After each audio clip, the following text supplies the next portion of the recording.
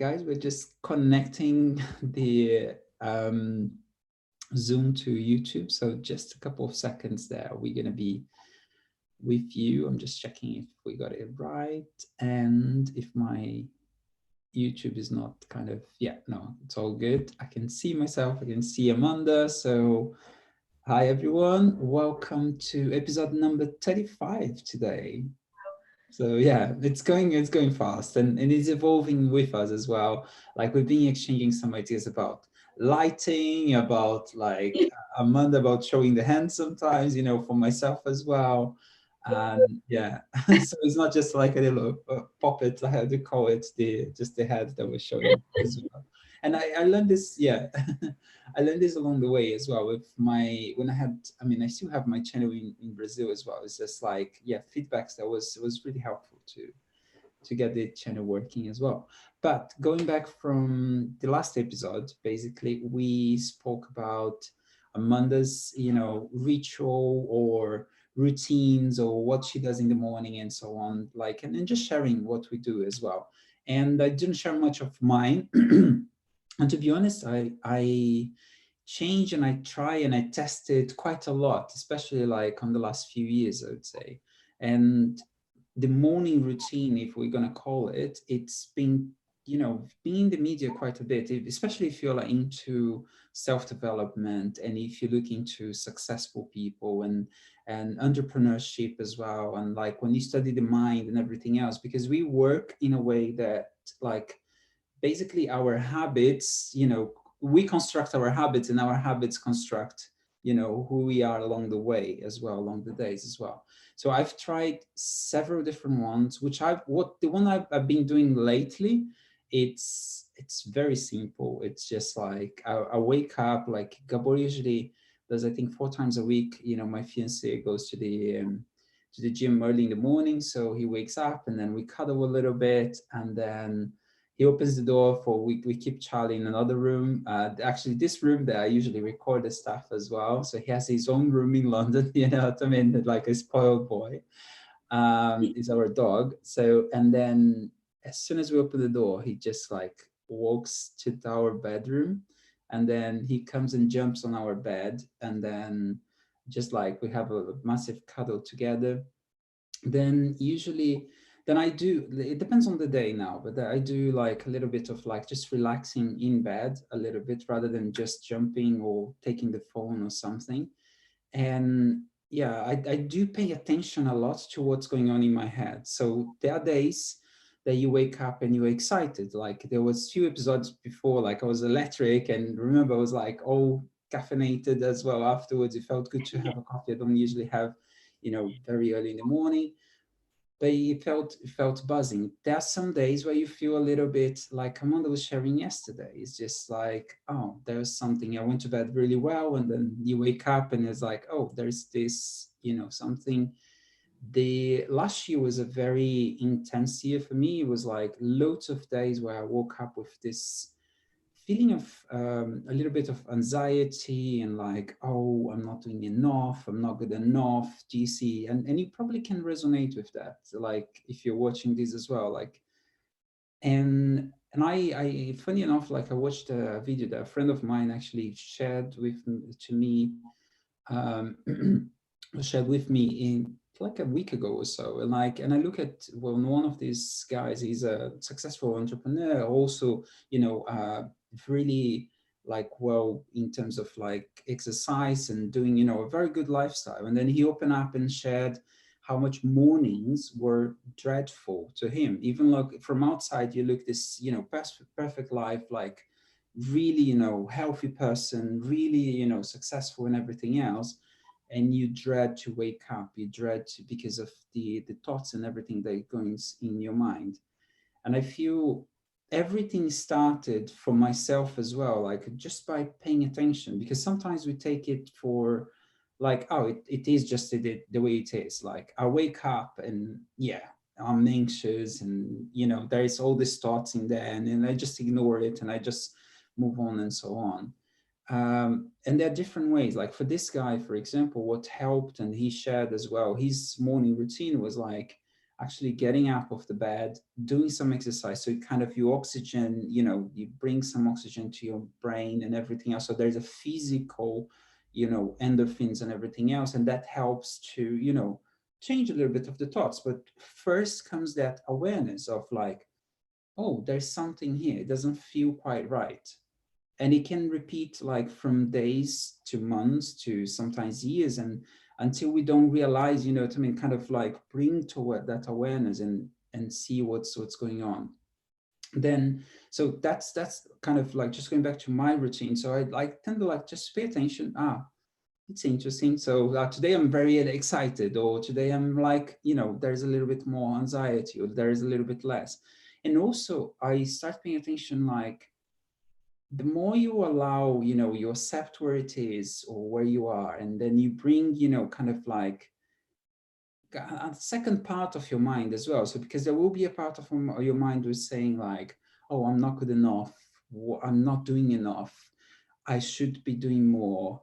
And you know, all the anxious thoughts or worries and everything else that come up. And then at the same time, if you do, you know, the brushing your teeth and everything else, you come back to, oh, there is a part of me that, yeah, is doing okay. Do you see what I mean? There is making a difference. There is, you know, love, that I'm, you know, light, and then so on. All this, you know, the good stuff that you can bring up as well. So it kind of you start training your mind, you know, I mean, on how, you know, how to wake up. And you can see along the months or the years that you're practicing that start to shift. It doesn't mean that you're not going to get the other day, but it feels so much lighter.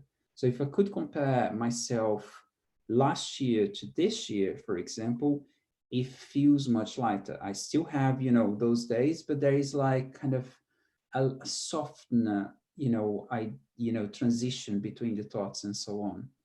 And I tried several different routines as well. So there were days where I tried, you know, as soon as I wake up, I tried the from, I think Mel Robbins is like, she has lots of videos on YouTube as well. She does what she calls the 5-second rule, which is like you wake up and you give yourself 5, 4, 3, 2, 1, and you kind of jump out of bed and you go and do, you know, the next thing that feels good to you. And that works for lots of people. I try that as well. And I would do a 5, 4, 3, 2, 1 and jump into a cold shower, which is like something that I enjoy as well. It just, you know, shakes your system. And if you're having trouble, I would say, to change your mindset, just try that. I can guarantee to you, it change your mindset straight away. Do you know why cold showers are really helpful? Because they stimulate our vagus nerve, and our Mm, vagus nerve is the core nerve that triggers our parasympathetic nervous system, and our parasympathetic nervous system is a system that's calm, energized, balanced, and vagal nerve stimulation is a good one. So cold, gag reflex if you're brushing your teeth, yeah. gargling. That's why tapping is quite helpful. So it's all around here. So tapping, um, deep breathing from the diaphragm. That's why it's really good, because it stimulates our vagus nerve, which is the nerve that's to do with parasympathetic nervous system, and that's when we can access more of ourselves that isn't just the ego or the mind. So yeah. Thank you for the scientific. I didn't know, you know, the scientific. I know that there's lots of, you know, studies, especially you know, I looked a lot in terms of the cold showers, the benefits of it as well. Today is -1, so I haven't done yet my cold shower, but I'll try it on, even if it's like a 10 seconds one or something. But it like, if you, it's like, it's so real. Like if you actually having, you know, trouble to change your mindset, or to, you know, to go from, you know, one state to another, yeah, try something like a cold shower. I can guarantee to you, it will, you know, it shifts. It helps to transform. It's a physical thing that you can do that will affect your mind for sure. Like it, you know, it can be the what's the function of the how did you say, Amanda? Para, parasympathetic. So we have two nervous systems, Yeah. and we're meant to inhabit most of the time something called our parasympathetic. And our parasympathetic nervous system isn't when we're in the stress response. So there's no fight, flight, or fight response going in. So we're only meant to be in the sympathetic nervous system when there is an actual, real danger that we've got to physically either run away from, stand and fight, or freeze. And if I pretend to be dead, then they might not see me and I might not get eaten. And obviously we understand now that it's a vital part of our system. It's a primitive physical survival. But obviously we know now that, human consciousness, we have inhabit a lot of thoughts that are quite fear-based. And for me, and I know we talk about this, it's because we've forgotten where we come from, and we are that divine light, and we're goodness, and we're safe, and there's so much more than the sort of primitive physical survival and the bodies that we are, as beautiful and as miraculous as our bodies are. So our parasympathetic nervous system, that's where the vagal nerve comes in. So you can consciously use your vagus nerve. So I always, at the end of a shower, always blast with cold for the similar reason. And brushing your teeth, getting the gag reflex, that stimulates, not to vomit, but just get that reflex. And then when we use diaphragmatic breathing, when we use our diaphragm to breathe, so we slow our breathing, we use our diaphragm, and we use our belly. So you're not just doing this, that's sympathetic nervous system breathing, because I'm kind of scared of getting ready. And a lot of people, because they don't even realize they're living in anxiety, they've got all these anxious thoughts. I don't feel safe, I'm worried. They're just these sort of fears that they're sort of living in, and might know, by doing conscious things of, okay, where am I? That's my breathing. I'm just going to slow my breathing. And I find something that really helps is if I have something come up, I'll just take a minute and breathe and slow it down and say, hey, is anything actually happening now? No. So whatever this anxiety is, whatever it is, a fear, and whatever the emotion is that doesn't feel calm and relaxed and open, this must be either an old fear, a wound, something that is in my mind, and it might be an energy in my body, but it's not a real present physical danger. So I'm okay to calm down and say, it's okay, I'm doing my breathing, I'm calm, relax, it's okay. And then from that place, vagus nerve, as you beautifully brought up, has been brought in. And parasympathetic nervous system, it's where it opens up our frontal cortex. And people talk about third eye. Frontal cortex is this place of higher consciousness. That's where our imagination is. That's where we have creative thinking, new ideas, solutions. And when we're able to go within, in the parasympathetic nervous system, it creates a space for our bodies to say, you're okay, there isn't actually a danger here, you're all right, we can look at this feeling, we can hold this feeling, and then we can sort of say, and for me, I know it's handing that over to me is God and higher energies, and I know I'm safe. And then once you sort of, because I know I can't do this on my own. There were some things that are really quick, as you were saying, the 5-second rule. Sometimes there are things that you can go, don't be silly. That's fine. That person wasn't thinking, that's okay. Don't be silly. It's all right. And you can do it quite quickly. But for deeper anxieties, for, like you were saying, because you've done so much work on yourself, there used to be such a weight of heaviness all the time. But that's really beautifully lifting, isn't it? So that's quite not as common anymore. And if something does come in, you're able to sort of go to that calmer place. And then when we're able to hand that over, we can then bring in, well, do you know actually what might be the opposite of that feeling or thought? And then you can sort of fill yourself up with, I am okay. I am doing whatever words feel comforting or relief, that feels start to feel powerful. You might start to get images, and we talked about having your counsel sometimes with energies that can come in, and that thing of I really want to live in a loving consciousness, a loving awareness. And Yeah, coming out that fear-based consciousness. Yeah, I really want, and it can be quite personal as to where you are with that. And I want to remember who I am, and I also want to remember who others are. I want to see who they are. I want to remember the love, the amazing light that they are. And if there's anything that's blocking that, and it's, as we know, it's quite complex, all the different things, all the different fears that can come up. But anxiety is when generally we're worried about something and we don't feel safe. And depression is when there can almost be something's happened and I don't have an understanding around it.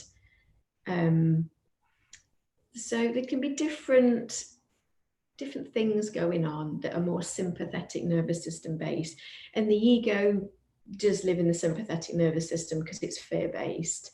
And then you start to get those opposite feelings of, oh yeah, no, I'm safe, I was always doing my best, or whatever the words are. Like, God, I can really see the love in that person, because our nature is loving, we're naturally loving. And there's a process. If you've been really hurt by somebody, or something's happened, a lot of shame, or something's come up, there's a process to that. And as we share, to sort of repeat that feeling of some things, there's a process to it, but you're not on your own with that.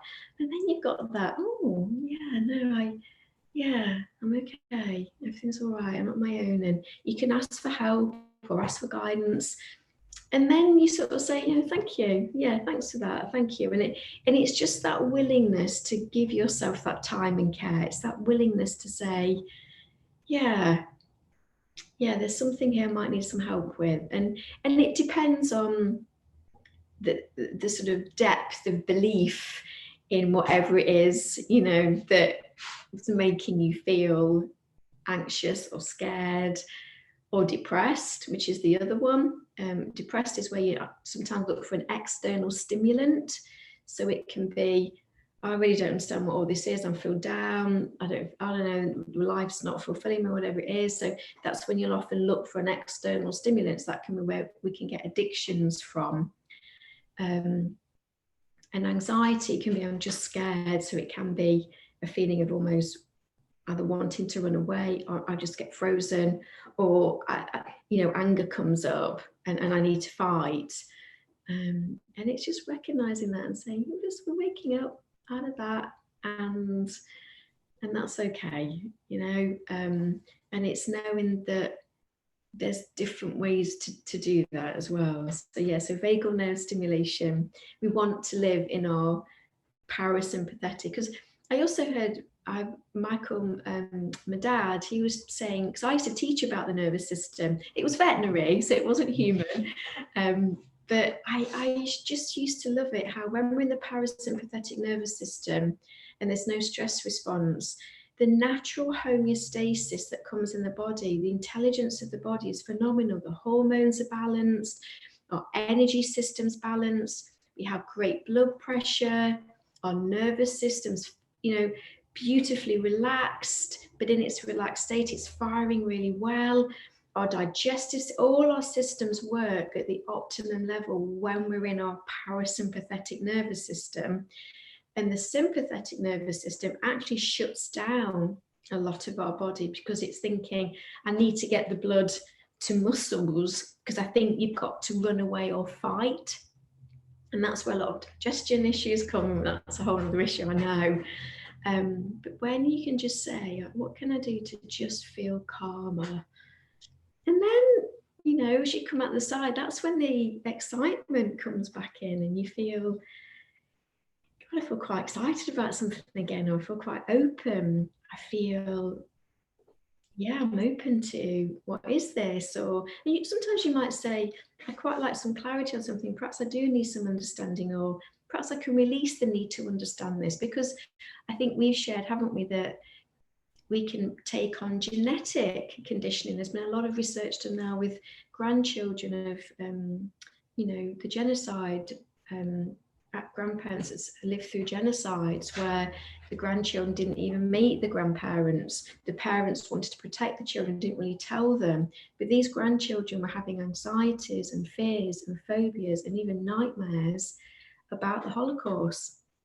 So we can take on a lot of, it's a survival thing. Someone's saying, I went through this, so future generations don't. I'm just going to pass on, you know, an awareness because it thinks it's keeping you safe. So it can be a genetic thing, it can be family relationships, family, can societal, you know, when we go to school, beliefs, we go to work, or so sometimes actually we might not really know where that fear originated from. It might show us this thing happened to me as a child, and we can obviously heal that in a child. But it might be that it is ancestral. It could be past life. It could be a genetic imprinting of survival. So sometimes So we don't know. yeah, so what you're saying is like it's interesting as well because I'm getting a couple of aha moments here, like as you're sharing, thinking on that. And like for example, so some of these anxiety thoughts, or even the feeling without knowing the thoughts behind it. So it could be a almost like a genetic memory of that situation that happened. So let's say the Holocaust. So it were lots of fear, lots of pain that was inflicted into the grandparents and so on. So you can actually, it's almost like that there's a memory on the DNA and so on, and it pass on to the genetic level to people, and then you can, yeah, and then but like without being going to the victim mode, like, and saying like, oh, that is from my grandparents. It's like, okay, so now I have a chance to Yeah, this, to let go, and not just from the biological level, but I feel, as you said as well, the beliefs level as well, and the, yeah, because you pass that from generation to generation. It's interesting, like habits, they pass from generations to generations as well. And sometimes we do things and we don't know why we're doing things, because we got taught since we're a kid that that is the way that we do things. And not just the, like, for example, having coffee every morning, for example, is something that comes from one generation to another one, or it can be inputted by society, culture, things like, oh, praying every morning, for example. Like I remember my grandmother praying every morning, which is a ritual, a habit, and so on, that it comes almost like, oh, I should be doing that as well. Do you see? You can break from, some of those beliefs, routines, rituals, and so on, but they can kind of pass on. And they're not, I'm not saying all of them are bad or good. Some of them are good. Some of them are, that some of them they served really well in the past. They might not serve now. It's almost like, saying, I don't know, something that was, it had its utility. For example, I don't know, a plastic bottle, it had its function, and then afterwards, it has to be discarded. Otherwise, it doesn't have its function anymore. So there are some of these beliefs, thoughts that pass from one generation to the next one, and sometimes for generations to come, isn't it?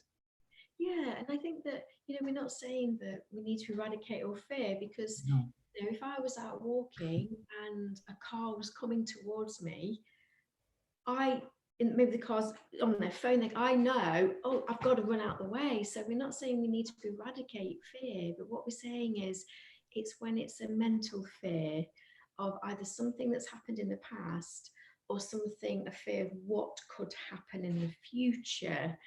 So Mhm. yeah, so the parasympathetic allows us to live in this moment, and then we can be quite discerning. We're able to be in a situation in a more observational way. Of course, we can do things. Of course, we can be aware. We can I use the word judgment, not in a way of making something wrong or right, and in a discernment. How does this feel to me? Does this feel open? And so we're coming out of the duality of that's right, that's wrong. Because it was interesting just to bring that conversation. I was talking to my kids at the Winston family and friends about veganism, and there's a lot of idea about you have to save the Mhm. planet by not eating animals, it's destroying the planet, one of the biggest causes of carbon production. Mark Hyman, I think his name is, he's a nutritionist in America, and he was saying there's been a lot of research now to show that a lot of the topsoil that came in America was from all the bison, the buffalo. They were eating the grass, they weren't overeating it, they were, passing on their waste, it was fertilizing the ground.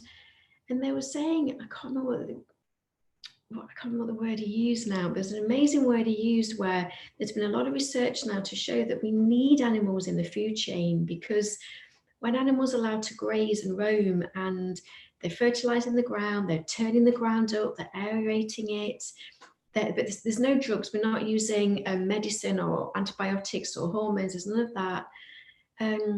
The quality of meat that gets produced is far more nutritious, and actually it's good for our environment. So it was a really interesting article, and it really opened my eyes. It was this guy saying whether you actually choose to eat the animals, but we do need animals to come back into our food production to keep the topsoil going, to keep the fertilization.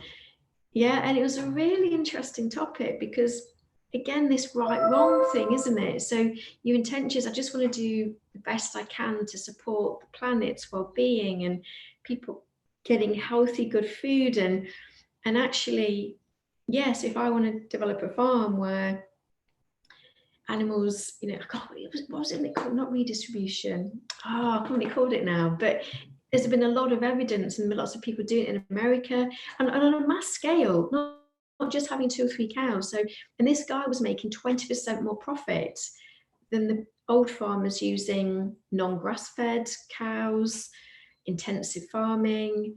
And he was saying, yeah, he was getting something like, I think it was like 2 or 3 inches of topsoil a year, which is phenomenal. And just in nature, that takes a long time. But by using the animals, they were getting an amazing amount of topsoil, and we need topsoil to grow vegetables. So we had a really interesting discussion about, isn't it interesting that we thought the right thing to do was eliminate animals from our food to help the planet, but actually a lot of research is showing now we need animals in our food production. Whether you choose to eat them or not, that's not what I'm talking about. That can be a personal thing and a belief thing, but they were saying, no, we need animals in our food production.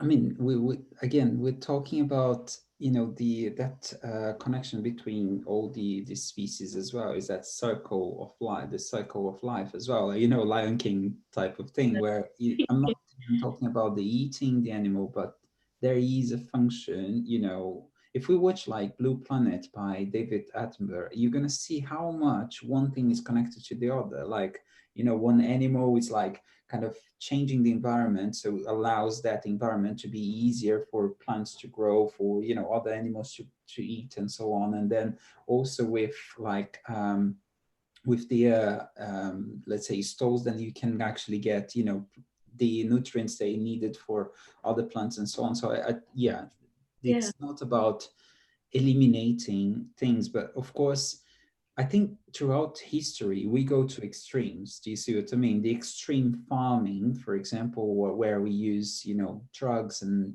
we keep animals captivated and so on. And then at the same time, you have the totally extreme where, you know, we don't use animals at all and so on. So I feel it, I feel like Earth, you know what I mean, it finds its balance throughout, you know, centuries, throughout years, and, you know, find its way through it. And then like we can see it in everything, like pretty much like in politics, for example, the far right or the far left, you see what I mean, where we kind of, you know, will find our balances because of the extremes as well. And you know what feels, you know, in a good balance by seeing what's hot, what's cold, what's, you know, what's one way of doing it and the other way as well. So I feel it's, yeah, it's a interesting topic.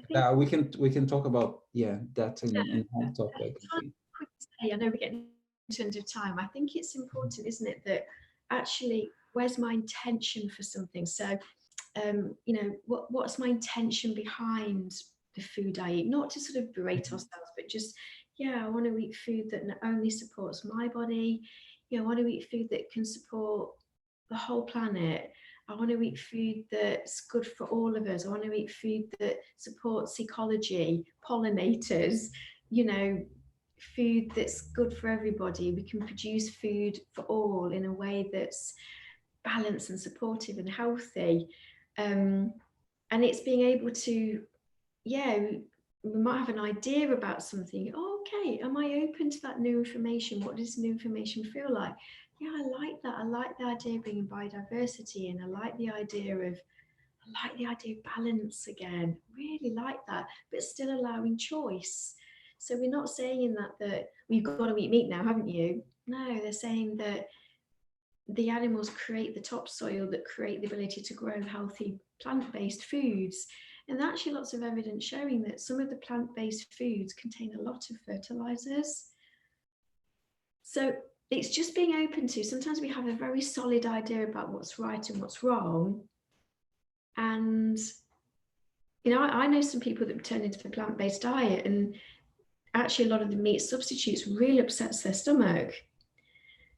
Yeah, so Yeah, it is interesting. Like last night when I was watching, like I love. There's a YouTube channel called Yes Theory with the guy. They try different, things and like extreme, sports and all this sort of stuff. And there was one of the guys. He was trying, and it was, I think it was aired this week actually. This Yes Theory episode, which is about one of them decided to go on a full plant diet base for a full month.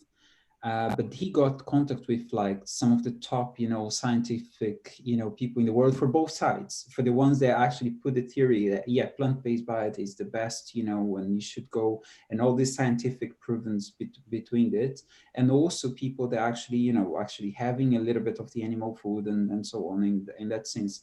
But he done the whole study. He done the before and after, for example, exams of bloody exams, just blood to see, how his levels of uh, everything like the vitamins, the how do you call that kind of the fat thing? It's the pardon? Megas. No, like you measure in the blood as well. There was a lot of study in the past. You shouldn't be eating trans fat and everything. Cholesterol, I would say, yeah, the levels of cholesterols and all the insulin and everything else that you have in your blood, and the function of the liver, the pancreas, and so on. So they've done all the exams before he changed the diet, and then after as well. And even I think one of the doctors was like, we're not saying the plant diet or plant-based diet is good for everyone, but we're not saying that the animal diet is good for everyone either as well. So you get to test it out. And for this guy, the plant diet really helped to get the numbers in a much better place. Do you see what I mean? So his decision at the end of the 30 days was like, okay, so am I going to go full 100% no animal food or anything? And he was like, no, I will probably use much more plant-based foods and so on, but we will occasionally still have a good source of like meat or something in there. And I feel that there is love and connection of understanding the two sides. Do you see what I mean?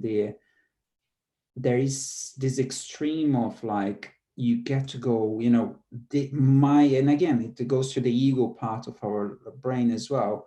This is right. If you don't do this, we're killing Earth. Do you see what I mean? And if you're eating animals, that's absolutely wrong. You shouldn't be doing that. Do you see what I mean? And forcing a belief into people it's almost like a religion. And even there are some discussions, and I've seen on I think it was in the UK actually, where someone is actually prosecuting their, I think, their job, because they do have their diet and so on, and the job didn't respect that. It's almost becoming a belief system, like almost like a religion in that sense as well.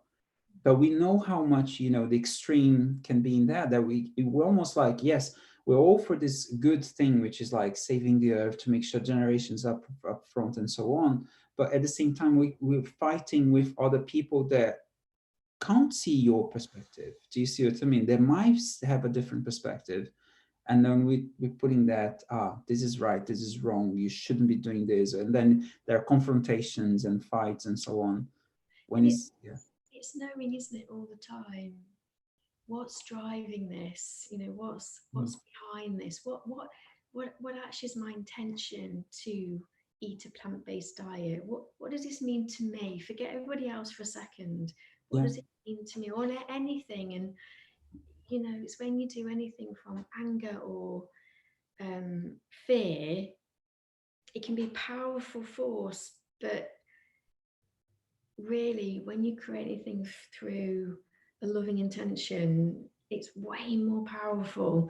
I think it was Mother Teresa that said, asked me to go on a demo, what she call them, like a rally or something, a sort of a sort of a go to war with somebody on something. She just asked me to do a peaceful demonstration.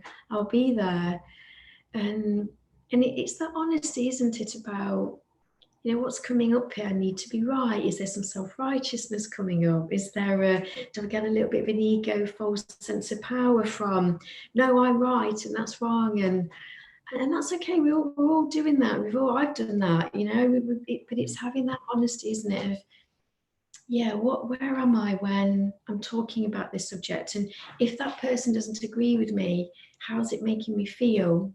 And yeah, and for me, yeah, I don't think anyone can ever justify abusing an innocent.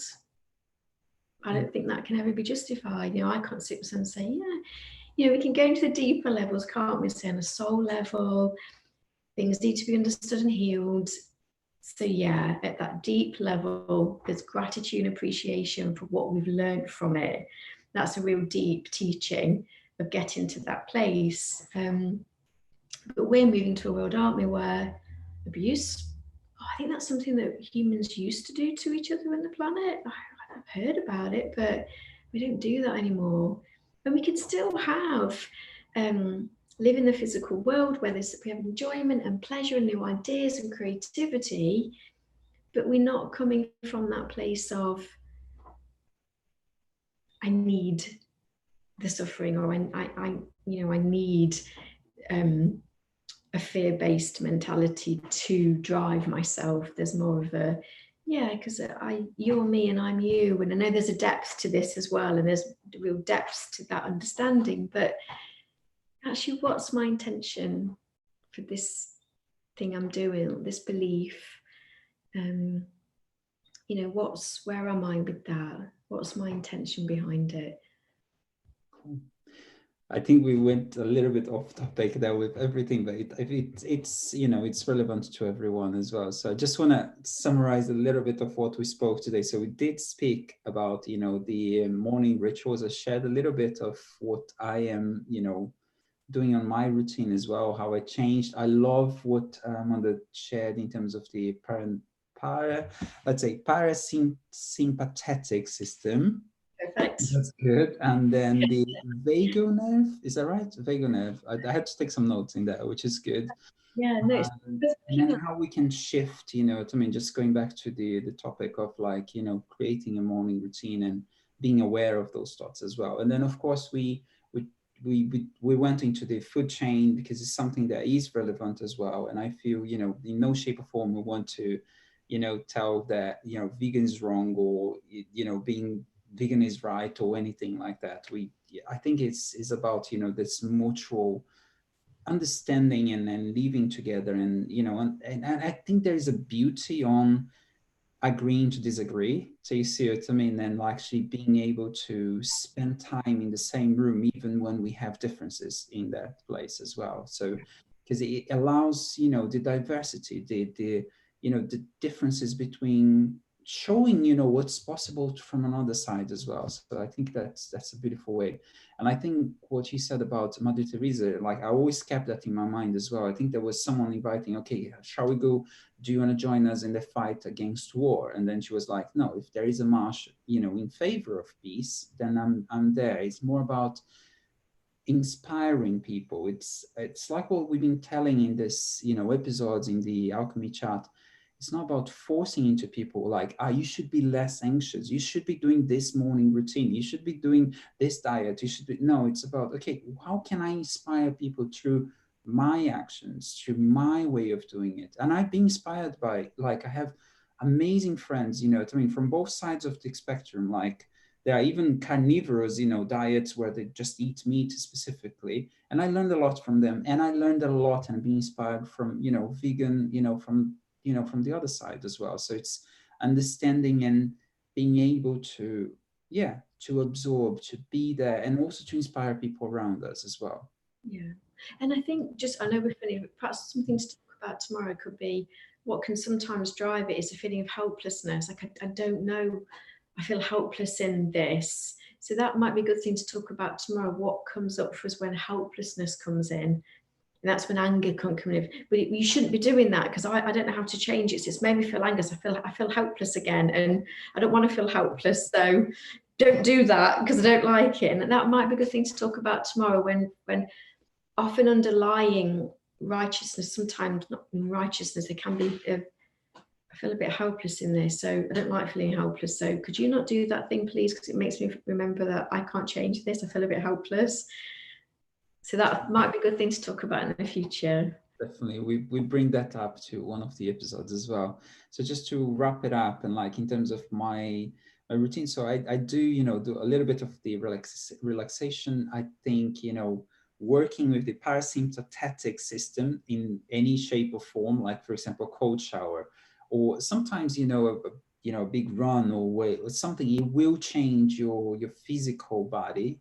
Yeah, and you see the goggle effect, as Amanda beautifully put it out there. It will, we will get our body, our mind to change things as well. So that can be powerful as well. And there are some softer ways as well, which I've been learning for years now, like meditation. I couldn't even think of like, what is a meditation? And there are so many pre-concepts between meditation as well. As I was watching another guy that I follow as well, and he was talking, there are some prejudgment as well. I'm not going to do, meditation because I'm from this religion, and we don't do, we do prayer, we don't do meditation, and so on. And it's, and yeah, and it's just understanding, the effects of, and sometimes prayer is almost as similar as to meditation in that sense. It's just like how we relax our mind, and just different perspectives to it as well. So there is meditation I tried for a while as well. There is, the tapping solution with EFT, emotional freedom technique. It helped me for a while as well.